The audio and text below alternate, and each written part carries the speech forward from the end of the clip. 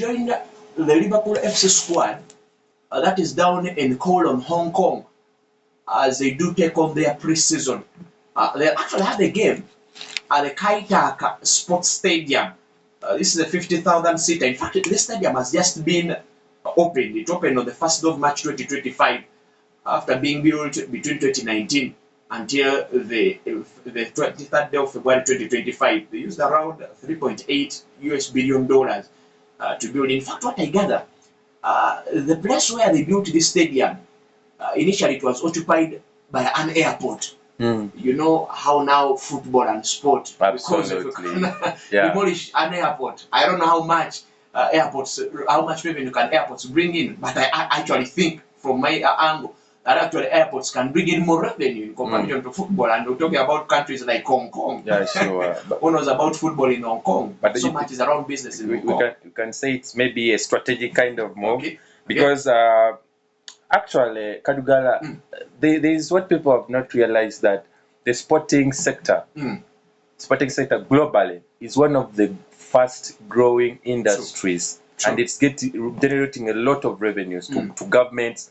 to partners, talking about the sponsors, those who invest in sport. They usually get back all their returns. So I think if a country decides to bring down an airport, because a country can't have only one airport, but you need the sports facilities spread across the country, where an airport can even be moved somewhere else, and maybe other means of transport have been coming. If I am having a train system that is going to connect from one location to another, why should I keep that airport around there if my people can use the train? So I think I can say it's a boost to the industry that sports has been now prioritized, one of the top priorities in development. Okay, so Ugo Etike has joined the Liverpool FC squad. What I did understand was given a temporary jersey number 54. This guy has joined them from the German side in Frankfurt, where he managed to score 15 goals and 8 assists last season. Liverpool's first priority was to acquire Alexander Isak, but after Newcastle making a stand, they're actually not ready to sell this player initially. At the start of the transfer window, early June, Liverpool looked for options that can actually bring up some performance.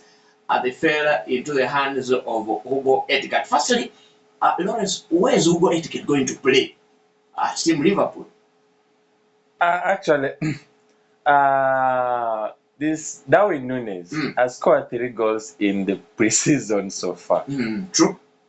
He has been so flop. Actually, the closed door game they played against Stoke City, he scored a hat-trick. He scored a hat-trick, and they're very clinical. It was not like the other. But I think sometimes players just need pressure, because he has been having the comfort that Liverpool had no any other number 9. But overall, the coming on of Ugo Etike, you see that Darwin has been on sale. Liverpool is looking for bidders, but I think what has been limiting many clubs is because of the money Liverpool wants, around 80 or 90 million pounds. Someone will say, "Nah, I'm not going to afford that." But I think it's going to be their main man in the striking line. Ugo Etike is going to be their main. Liverpool has been certainly when things are working out. Maybe you won't talk about what has not happened, because after a stellar performance from Mohamed Salah last season, initially you could argue that the whole of offensive line of Team Liverpool is working out.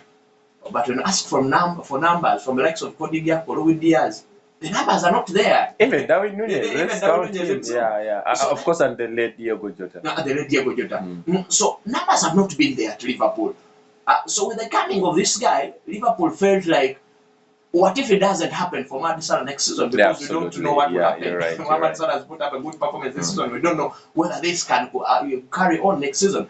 So I think Liverpool will bring in the Ugo Etike, actually trying to safeguard themselves in areas of offensive play. This is a guy who can actually also play from the left wing, because initially when you looked at him play together with was at Eintracht Frankfurt in the other initial season, that was the 2023-2024, applying the 3-4-3 formation, you felt like their chemistry is going to be rebirthed at Team Liverpool. Now, here comes the question: who's going to rest from that Liverpool midfield?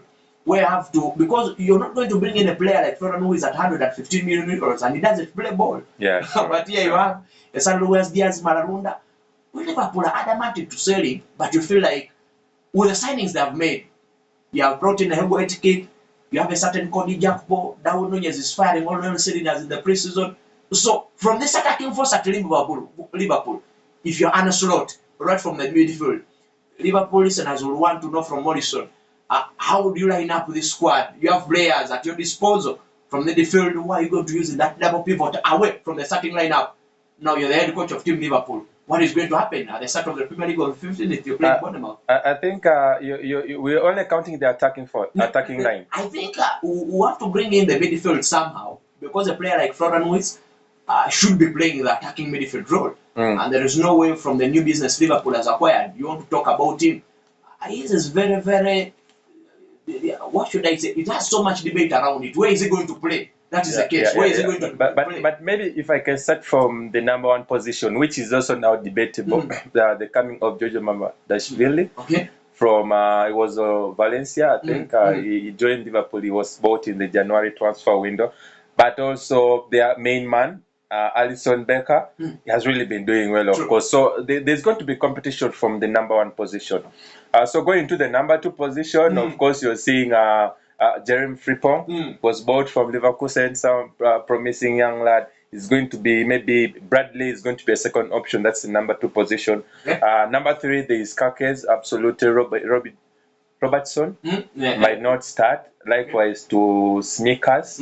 At the number four, of course, you're counting Konate and VVD. But I think Liverpool might still go into the market because first of all, you cannot trust VVD to give 100% because of his age, and also, of course, Konate has not been giving 100% all over the season. You might see them going for McGuire. Because they still have the money. But of course, in the number 6 position, one of the best number 6 in the last season, Gravenberch. You're counting McAllister. I had a good season since after joining. And you're also counting, of course, now Florian Wirtz. It's going to be in that because you can't count Curtis Jones. Likewise to Sobo, Szoboszlai, he has really been shaky. So I think that is the three pairing of the midfielders. Then up front, of course, that's where the big debate comes in. Liverpool right now, even if without sales, they still needed a player after losing Diego Jota. Secondly, Luis Diaz wants to leave the club. Absolutely. He's not even part of the Liverpool squad that troubled out. So you just know that even if Liverpool doesn't make any sales, even if Darwin Nunez doesn't go, Liverpool still needed a player, which Kite came in and they had the money. They had the money. So overall, you see that Cody Gakpo might be starting in the left flank. Kite starting in the up front, of course, because giving his good season ahead of Darwin Nunez. He really had a poor season. If you are talking about the stats, then of course main man Mo Salah. But I think it's also an added one to Liverpool that if you look at last season, the game Salah doesn't score or assist, the team struggles a lot. Most times. The team struggles a lot. So now you have someone else who's going to give you something more like Salah gives you. An assist is going to be on the net. Of course, not like Darwin Nunez, you will give him 3 or 4 chances and they will hit one in the hands of the goalkeeper or in the side net. That has been so close. But I think you're counting on that front three of Kite, Gakpo and Mo Salah at Liverpool. That is it from Lawrence. You're counting on that front three. He's talking about the Cody Gakpo. That is in what we should call number name. That is in local language. Number name from the left wing. And a certain Mohamed Salah from the right. And of course, we'll go 8 But also, Katgala, if Diaz goes, Liverpool can still enter the market and get a left wing, a left attacker. Because Gakpo, you at least, because even if Gakpo was there, Diaz was there, even sometimes Jota would play in that same position. They had like 3 or 2 players the same position. So you just see that they still have space for more attackers. True. Yes. True. And the biggest question, maybe Lawrence, if we can just chip in around what has happened with how many people have had a debate around how Liverpool is doing their business. People are saying Liverpool bringing in the players while not releasing many. How are they able to cope up with the financial fair play? I was trying to explain something earlier on this week. And I told listeners, look, the way Liverpool has been conducting their businesses, they're not guys who are going to spend surplusly. They are not a team like Chelsea. In fact, when we look at currently with the stats from the 2023-2024 season, we look at the biggest net spenders in the Premier League. Liverpool is in only position number 7. Maybe that is not shocking. Arsenal and Brighton above Liverpool. In the clubs that have spent in the Premier League since 2023-2024, that table is led by Chelsea, who have spent around 866 Of course, M. it has to be led by Chelsea. In that period, Man City has spent 556 M. Tottenham has spent 523. Manchester United has spent 497. Brighton has spent 415. Arsenal 376, and Liverpool come in position number 7 in the Premier League, spending only 375. So Liverpool is not that club who would go to the market. I don't want to say to show off, but to bring in a player who's actually not going to come and start ball. They're going to actually bring. In fact, before the signing of Florian Ruiz, I think Liverpool's biggest signing was Darwin Nunez, who came for around, should be 95 million euros, yes, if I remember very well, from Benfica. From Benfica. That has been their biggest. You talk about the likes of Virgil van Dijk, who came for around 75 from Southampton. So Liverpool have been so wise with spending, because the biggest question from listeners has been, how is Liverpool able to cope up with all this money? Because Liverpool, when you look at their business, because financial fair play actually works with what you are incurring and what you're letting out. Now, when you look at what Liverpool business is doing, they have already acquired the likes of Florian Ruiz, Jeremy Frimpong has come, Amine Pesk has come, Ilokekes has come. But when you look at what they are spending, in regards to what they are bringing in, Liverpool are already Premier League winners, whereby they are taking home around 175 million euros. So, with the financial fair play, they're not in a bad position. So, they are very free to spend, because this team has. In fact, I understand they are signing a new deal on the 1st of August. That is also income coming in. So when we see Liverpool spending luxuriously, yes, you know, there is money coming into this club. There are things not just coming for in 1 or 2 years, because the biggest worry around Liverpool fans have also been, shouldn't we face cases like what Man City has been going over 115? But I think in that business sense, for how much they have gained with winning the Premier League, the new deals they're going to sign on the start of August. Even you can also add Liverpool last season, 2024-2025, where that's their first full season with expanded Anfield. That means more money was coming in from gate collection and so on. So those are some of the avenues. But let's also look at the players, the salary structures at Liverpool. At Liverpool, I think Mo Salah is the most paid player. You could realize that even Ibrahim Konate was not earning 100,000 a week. True. That is why he doesn't not sign even a contract. Yes, you can see that annually. Liverpool can spend more or less money on players' wages, generally on every structure, than other teams. Because now, talk about Manchester United. Of course, they've been having all this challenge carried forward. The Paul Pogba's, Lukaku's earning a lot of money, Ibrahimovic here and there. But you see Rashford earning a lot of money, Sancho being paid a lot of money. So at the end of the year, you internally, you fail to balance your book even before you look at the revenue. Excuse me. Because if you now revenues come, you'll be in a deficit because you have a lot of expenditure, low income. But now at Liverpool, I pay it's just like, for example, here in Kampala, you're paying your workers small money and you're getting a lot of money from your company. So you'll get a lot of revenue. So generally, Liverpool has been so good at business. And they cannot be pushed by a player to increase the money, the salary. You can never push them. You have to agree to their terms. You either meet them or you leave. So I think generally it has helped Liverpool to balance their books. But also they have been on top of the divisions. In the last few years, they played Champions League here and there, Champions League money. They have been in the Premier League, even if they finished, I think, second some few seasons ago. But also taking the Premier League has got them a lot of revenue. Maybe talk about the TV rights, the money they get. So I think generally, talking about business, Liverpool has been good there. Okay. So really, no one should be worried about their spending. Okay, great work there by Liverpool. Sadly, that man, Michael Edwards, the chief executive officer of that club. I told you in the modern era, it's about all 4 pillars of a sporting institution working hand in hand. The technical team do your part, the secretariat do your part, the top management, the support staff do your part, so that the football club can thrive and thrive. I wanted us to widen this debate Liverpool, after winning the Premier League title, are able to spend around money to a tune of 300 million euros in the transfer window. You feel like what should other clubs, now a club like a scenario of Arsenal, you've been number 2 for 3 concurrent seasons. A club like Manchester United, you've stood in 15th position for last season.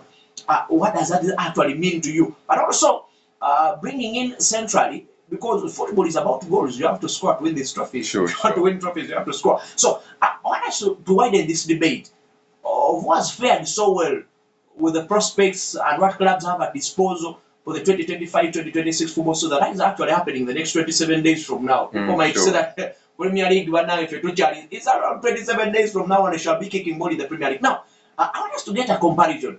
Firstly, maybe we could start off with the point guards of the teams that can compete for the Premier League title next season. Firstly, Liverpool being defending champions, they brought in Hugo Ekitike, who of you say should be their point guard. For lack of words, let me say point guard, or their point man with the effective next season.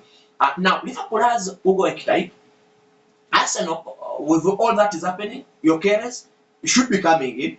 And when it comes for around the money he came with, that is around 73.5 million euros. When you're talking about add-ons being included, he should be a man to start because that has been one of Arsenal's. He will start. He will start. Absolutely. Then a certain Man City have Erling Braut Haaland because they should also be competing for the Premier League title next season. Sure. Then Chelsea should be having a João Pedro. I believe João Pedro should be the one leading. There's a player they bought from Ipswich. Liam Delap. What are you going for? You have a Delap, you have João Pedro. I go for Delap. In that setting of Chelsea, I go for Delap. Setting for Chelsea, you're going for Delap. Delap. Anyway. Okay. Yeah, I just want to give space for Pedro is a player with very different, unique attributes to the team.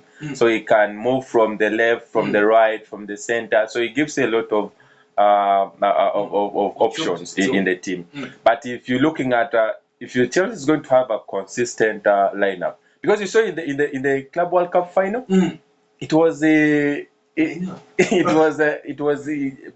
Pedro. Pedro. It looked like it was the number 10. It was the number 9, but it was not there. So ideally, it will go back to the team formation, how the team is going to fare, because you can think there's a way team is going to come out and play, but depending on the opponents, first of all, how the opponents are playing, how your own players, the ones you've brought in, are going to help you structure your team better. But I think in a normal format, if you are counting on the number 9s, then that's going to be Liam Delap at Chelsea. Okay, Liam Delap for Team Chelsea. Do we have to talk about Manchester United again in those contending for the trophy? Manchester United?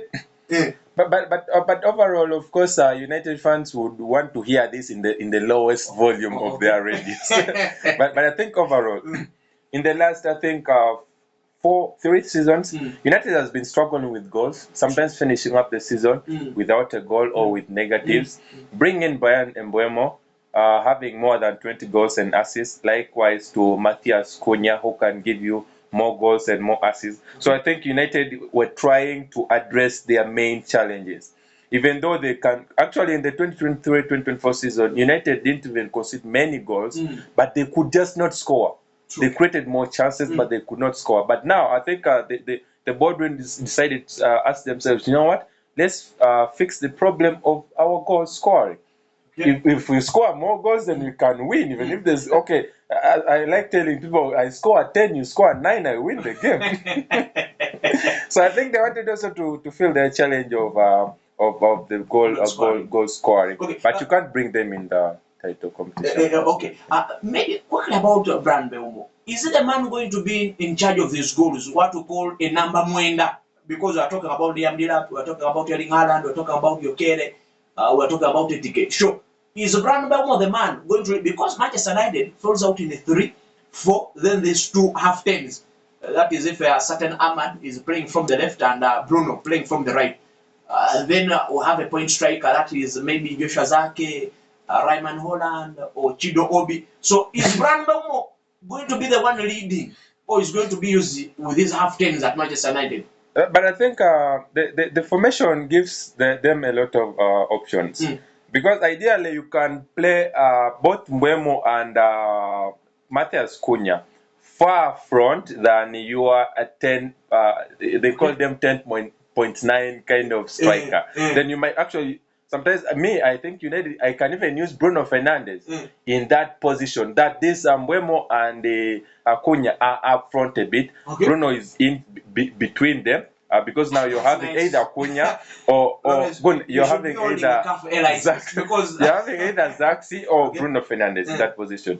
Then here in your midfield, of course, you're having a Dogu or it's called Mazrui. Then you're having, of course, your two holding midfielders. That's Casemiro has been really having a good season. You can't put him out. Either Kobe Maino or Ugarte or Mason Mount.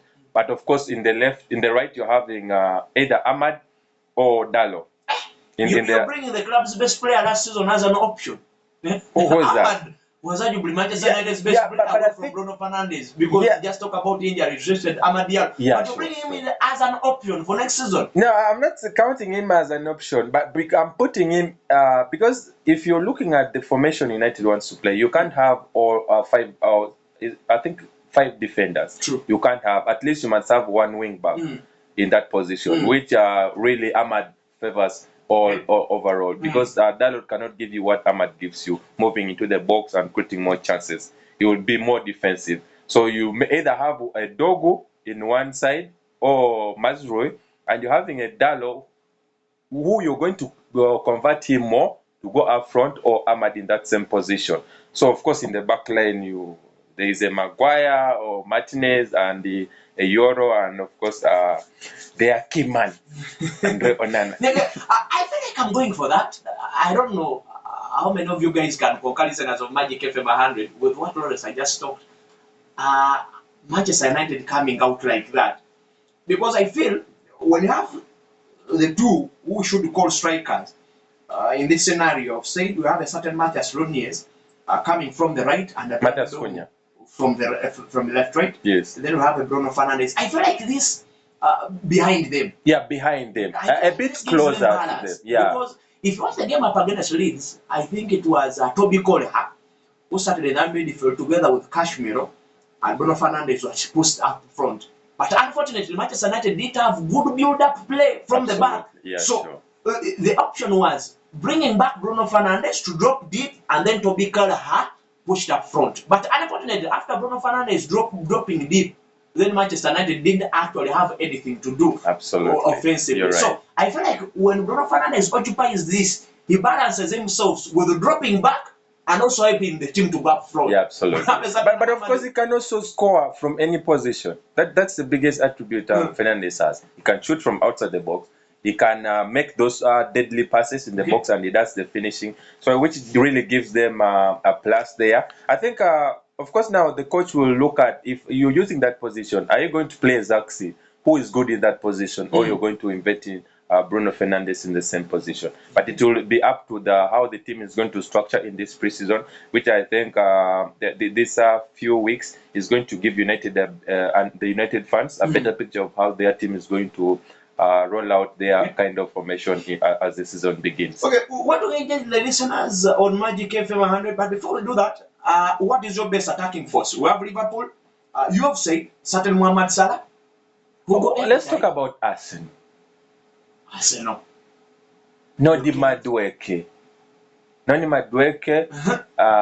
course, Gyökeres, if he's confirmed, of course, I've been really put into doubt a lot of times, because today you wake up and you're like, it's a Gyökeres day, and tomorrow, it's cold. So if Gyökeres comes in, of course, Bukayo Saka is undoubtedly, which means you're going to be having competition between Noni Madueke and Martinelli, or a Trossard up front.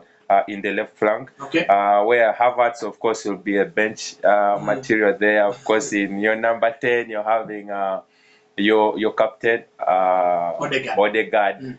You're having Rice, and you're having either Nogard or Zubimendi. Of course, in the back line, you're having this young lad, Lewis Kelly. Yes. If fit, or Ben White, if he picks up his form, because I always tell people that if Ben White is at his peak, is far ahead of Timber because it gives Arsenal a lot of options. He can run far in front. The chemistry also he has with Arsenal's best player in Saka. Absolutely. So Timber is more a bit cold when you look at athleticism, running around the pitch. White can give you those options and even the best thing Timber has over White should be the 1v1. Yeah, absolutely. Timber is actually amazing. Absolutely. In fact, you can term it generally. Timber is better than White defensively. Yeah. But in the other way around, White is also better than Timber offensively. Yeah. But again, as they had their friendly game yesterday, playing up against AC Milan in the game, they won 1-0 in normal time. Then, unfortunately, in penalties, I've not seen a keeper save 3 penalties and a team doesn't win. But Kepa Arrizabalaga after the game yesterday, he saved 3 penalties, but unfortunately, Arsenal didn't win that shootout. But in yesterday's game, there is an option for Ethan Nwaneri, youngster who has risen to the floor last season. Yesterday, he did start a game over Martin Odegaard. Yes, it's pre-season, but of course, this pre-season is how the teams prepare to see themselves out in the next season. Yesterday, he started in that number 10 role. And one of the aspects I saw as I tried to watch that game is what he can offer in that number 10 role. Majorly shooting outside the box. Arsenal's case has been scoring what we should call the training, what should I say? Beautiful made goals. Arsenal wants to score when they're inside the box. Scripted goals. But now, what Ethan Nwaneri offers is trying to have those other options. If we don't take the ball inside that box, what should happen? I saw him shooting yesterday. So what is going to happen? Arsenal brought in Noni Madueke for 52 million euros. You should think it should be a second after Bukayo Saka. But then you have had a certain Ethan Nwaneri who played so well last season. When Bukayo Saka was injured, he came in, he rose. He feels like he should play that number 7 role. So what is going to happen to Ethan Nwaneri? Yesterday, he came in starting the game. He looked so good, by the way. And Martin Odegaard lost his form after that injury, hasn't risen back to the Odegaard Arsenal really wanted. What is going to happen with Ethan Nwaneri? He was just signed a new contract at Team Arsenal. Are you just going to make him sit on the bench and wait over and over time? I think even actually the signing of his contract, he was really not 100% fulfilled with the promises the club was giving him because he needed playing time as a young lad. It was really promising when, like you said, when Saka got an injury. But when Saka came back, actually many people thought that Nwaneri would now play into the number 10 position because Odegaard really was not doing well. Let's all agree. Odegaard did give Arsenal in the last few months of the season. But overall, you see that it gives the team more options because you cannot play Saka. I like telling people that Saka's played the last 5 seasons since he was promoted from the academy. He was not resting.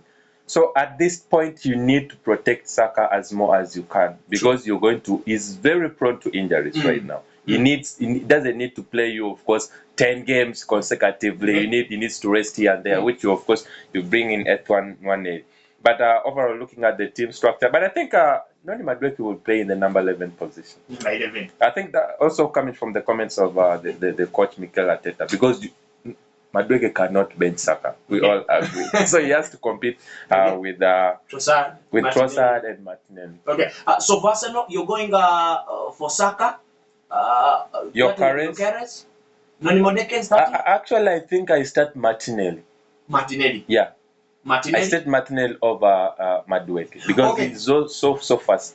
Well, we just want to pick up just 5 phone callers and you tell us what is your best attacking trio. Liverpool, we have said Cody Gakpo, Mohamed Salah, and Hugo Ekitike.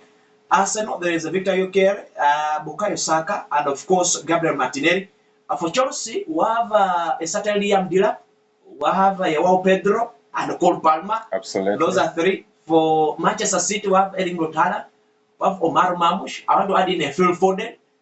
Maybe Ryan Cherki. Ryan Cherki. Yeah, either Cherki, but Dog is called the Doku. Okay. He's really had a good season. Yeah, so I can start Doku in the number 11 position, Haaland, and Foden or Mamush in the number 7 position. So we are going for Doku, Haaland, and then Mamush. Yeah. From the right. That's all. Manchester United, okay. Brandon Mbeumo, Matthias Cunha, And either Fernandes or Zaxi. That's me. Zaxi. Yeah. Who has the best attacking force as we head into the Premier League 22 days from now? Magic. Sir.